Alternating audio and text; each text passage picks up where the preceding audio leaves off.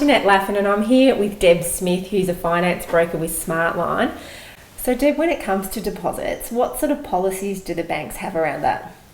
They don't have policies necessarily. It all comes down to your loan value ratio. And that simply is a calculation of the amount you're borrowing divided by your purchase price is going to give you a percentage.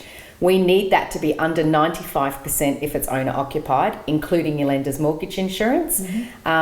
But you'll get better rates obviously if it's under 80%. So that's going to drive a higher deposit in order to get to those sorts of numbers. Okay, so I guess the rule seems to be that the higher deposit you have, the lower your costs are going to be and the easier the process is going to be. And the better rates you're going to get. So the closer you can get to 80% makes you much more attractive to the banks, which therefore means you have more options and it means you can get better rates. Okay.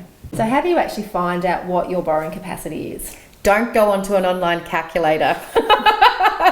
So the best thing to do is speak to a broker. We can actually run the numbers for you, so we can look at what the costs are, we can understand what your purchase price is, we'll work out the stamp duty and the land titles and conveyancing costs, and we'll combine all of that together and package it up so that you know exactly what your costs are.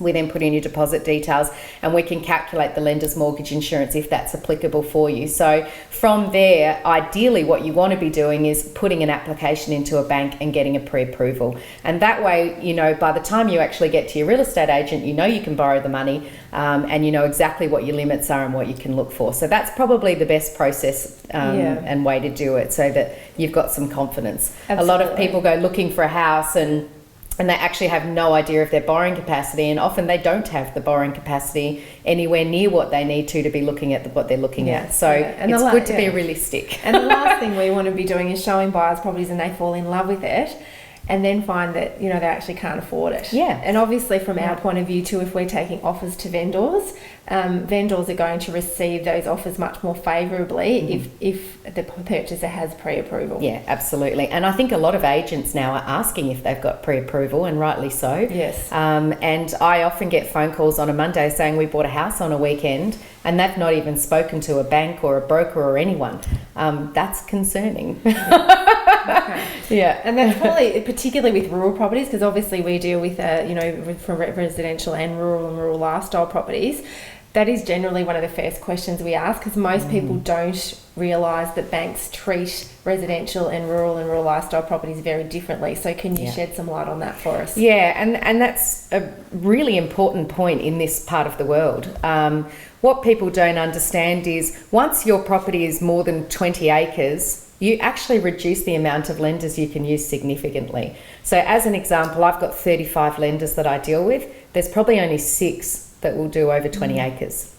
So that's big. Yeah, that's huge. The second part is the zoning, whether it's a residential zone or whether it's actually a rural zone or whether it's a farm zone.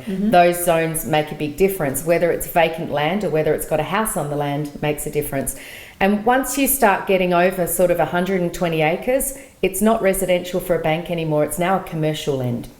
Now, you probably sit and go, well, what's a commercial lend?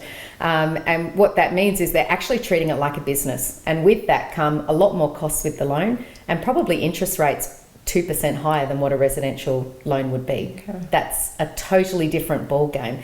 Even if you don't plan on running a business from that property, as soon as it's over a size, the bank treats it as a commercial deal. So it's pretty important to understand, and also for the buyers to know what they can get pre-approved. Vacant land with no house over 100 acres is tough. If you've got a house on it, it makes it a lot easier. Yeah. Okay, great.